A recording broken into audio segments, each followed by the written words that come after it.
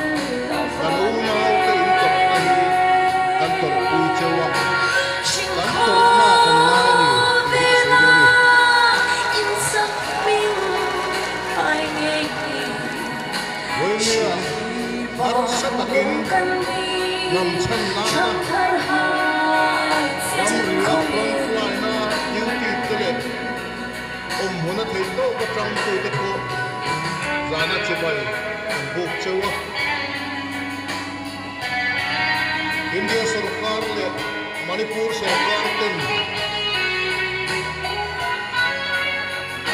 मिलन को दाना हिया कंदो खप अखिल लवन नीति अच्छी आना जो हम जो कितम तकिन मंगा अंचारा दिया तो तम तक अंतमनी के अच्छी आ बोलिया ना चांद चांद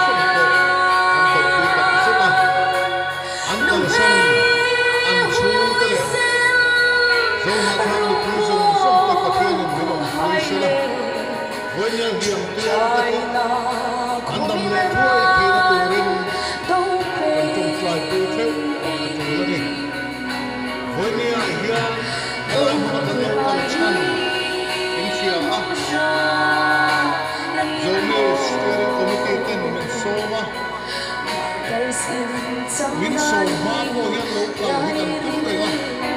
tomorrow to kuncha le ahara ulama nasa takin kan buaya ni na mo sa kahin na zongin la ส่งกระบวยปุ้ยของครั้งครั้